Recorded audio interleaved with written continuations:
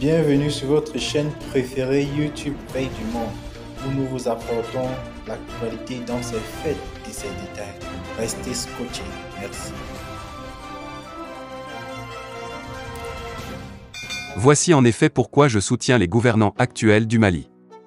D'abord, j'ai une pleine souvenance de la brûlure politique qui caractérisait le Mali en 2020, non seulement avec le terrorisme et le djihadisme qui ont pris les 80% du territoire, mais aussi avec l'ébullition politique marquée par des sorties massives des Maliens dans les rues pour contester le régime d'Ibeka qui accumulait des arriérés de salaire au sein de l'administration publique, volait les élections et éprouvait d'énormes difficultés pour assumer les charges régaliennes de l'État.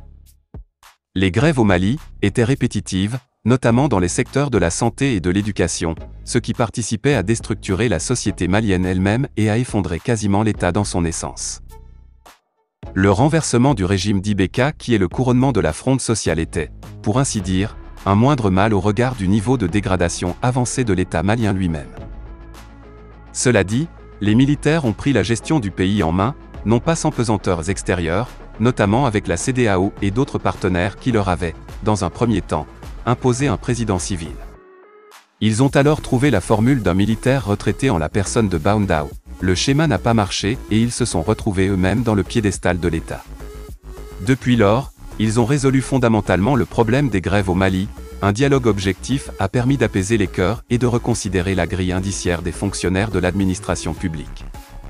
Cela a augmenté la masse salariale d'au moins 200 milliards de francs CFA financés sur fonds propres. C'est encore le même régime qui a payé ses dettes intérieures et permis au monde paysan de booster la production cotonnière de 150 000 tonnes en 2020 à 756 000 tonnes en 2021. Bien qu'enclavé, c'est encore le Mali qui a réussi le pari de mettre à la disposition du monde agricole les intrants agricoles aux coûts les plus bas de la sous-région pendant que des pays à littoral les vendent à un prix doublement plus élevé.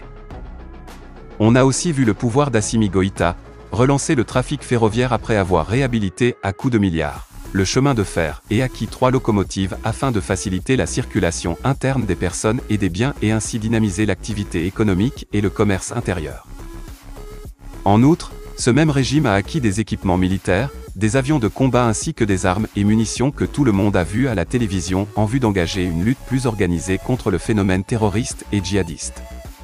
Beaucoup de sanctuaires terroristes ont été démantelés, ce qui a permis le retour des milliers de Maliens dans leur localité d'origine, pendant que les terroristes, visiblement en débandade, s'en prennent plus aux civils par des actes isolés ici et là.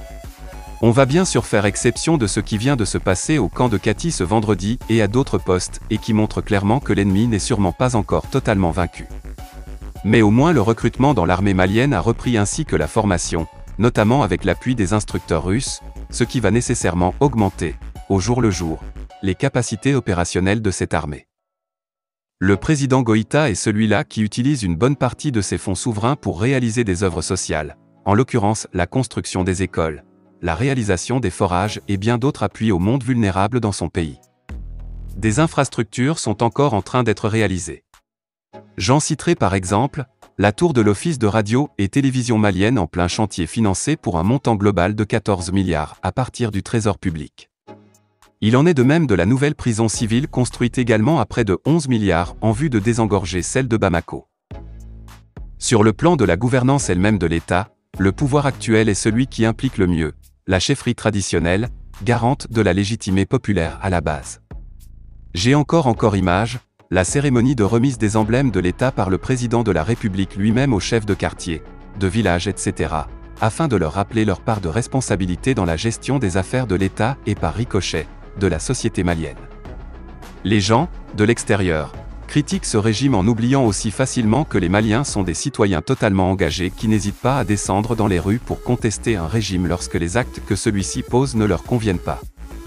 Comment serait-il possible que subitement, les Maliens aient éteint en eux cette rage de se faire entendre par les politiques lorsqu'ils ont le sentiment d'être laissés pour compte?